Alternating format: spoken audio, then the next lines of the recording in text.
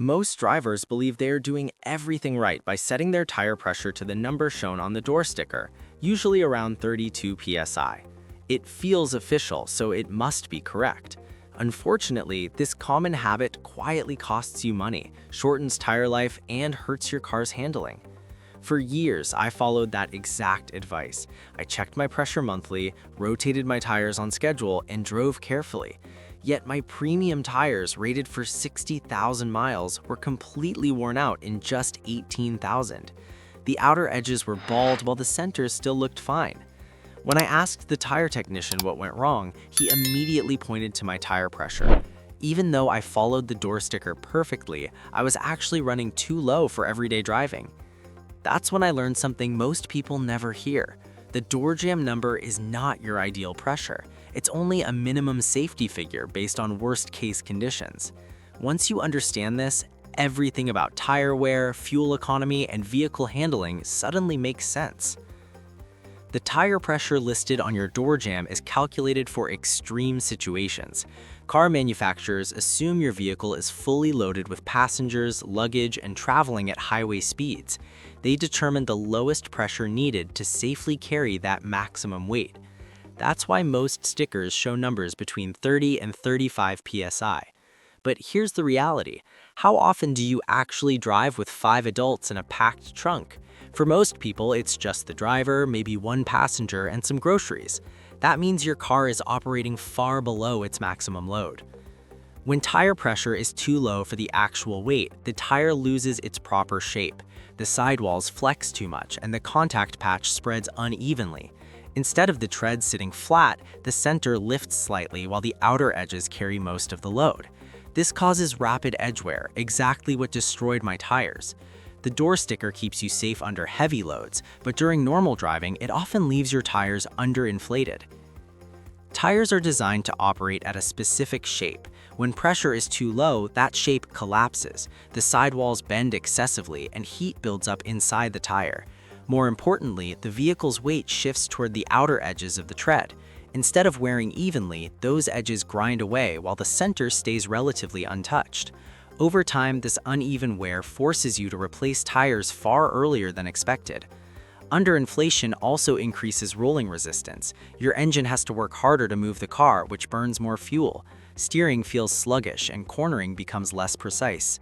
Many drivers assume this is just how cars feel, but once tire pressure is corrected, handling improves dramatically. The vehicle feels more stable, more responsive, and easier to control.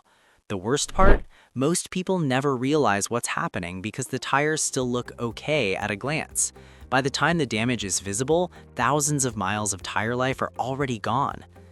Instead of focusing only on the car, you should also look at the tire itself.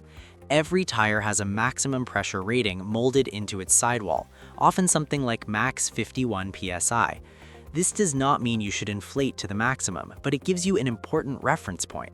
The ideal pressure for daily driving is usually about 10 to 15% below that maximum. For most passenger vehicles, this works out to roughly 38 to 42 psi. That may sound high if you're used to 32 psi, but it's still well within safe limits. Overinflated only means exceeding the tire's rated maximum, not running higher than the door sticker. After replacing my worn tires, I inflated the new set to 40 psi. Since then, they've worn perfectly evenly across the tread. My handling improved, and I gained thousands of extra miles of tire life. When set correctly, tires stay cooler, wear evenly, and perform better in almost every way. Proper tire pressure doesn't just protect your tires, it saves real money. At 32 psi, my car averaged about 26.4 miles per gallon. After increasing pressure to 40 psi, fuel economy jumped to 28.1 mpg. That's over a 6% improvement. For an average driver, that can mean over $100 per year in fuel savings alone. Add longer tire life, often 10,000 to 15,000 extra miles, and the total savings can approach $300 annually. Handling also improves. Higher pressure stiffens the tire, reducing body roll and sharpening steering response. The car feels more stable, more responsive, and easier to control. Some people notice a slightly firmer ride on rough roads, but on smooth pavement, the difference is minimal. In exchange, you gain better control, better efficiency, and longer-lasting tires. It's one of the rare automotive adjustments that costs nothing and delivers immediate benefits. Before changing your tire pressure, keep these rules in mind. First, never exceed the tire's maximum rated pressure. That number exists for safety. Going beyond it can lead to overheating or blowouts. Second, if you're carrying heavy loads or multiple passengers, increase pressure closer to the door sticker value or slightly above. More weight requires more air. Third, always check pressure when tires are cold, preferably first thing in the morning. Driving heats tires and raises pressure readings. Fourth, performance vehicles may already have optimized settings. Small adjustments can help, but avoid large changes. Finally, remember seasonal changes. For every 10-degree temperature drop, tire pressure falls about 1 psi. Cold weather alone can leave your tires dangerously underinflated. Consistent monitoring keeps everything working as intended. Many drivers rely on the TPMS warning light to manage tire pressure. That's a big mistake. TPMS only activates when pressure drops roughly 25% below the recommended level. If your sticker says 32 psi, the warning may not appear until you reach about 24 psi, which is already dangerously low. By the time that light comes on, your tires have likely been wearing unevenly for weeks. TPMS is an emergency alert, not a maintenance system. You still need to manually check pressure at least once a month using a reliable gauge. Skip cheap gas station tools and invest in a simple digital gauge. It's inexpensive and far more accurate. Regular checks are the only way to protect your tires, fuel economy, and safety. Here's a simple method to dial in your ideal tire pressure. Start with the door jamb number and add about 6 psi. If your sticker says 32, try 38. Drive normally for a few weeks, then inspect your tire wear. If the center wears faster, reduce pressure by 2 psi. If the edges wear faster, increase pressure by 2 psi.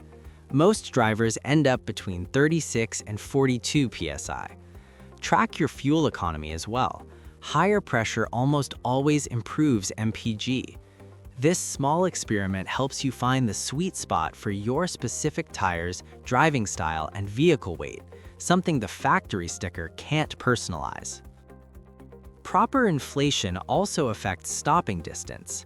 Underinflated tires create a soft, unstable contact patch that flexes during braking. Properly inflated tires stay firm, allowing better grip and faster stops. In emergency tests, the difference between 30 psi and 40 psi can be 10 to 15 feet from highway speeds. That distance could prevent a collision or cause one. Manufacturers choose lower pressures partly for comfort and test drive appeal. Softer tires feel smoother, which helps sell cars. They also assume most owners won't check pressure regularly, so starting low compensates for gradual air loss. Unfortunately, this approach sacrifices efficiency and tire life over time. The number on your door sticker is a minimum baseline, not your ideal everyday pressure.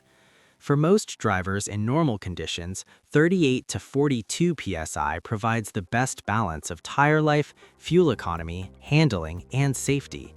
You may notice a slightly firmer ride, but the benefits far outweigh that small trade-off.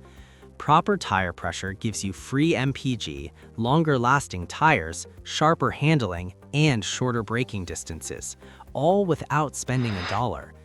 Once you understand this, you'll never look at tire pressure the same way again, because when your tires are set correctly, your car performs the way it was truly meant to.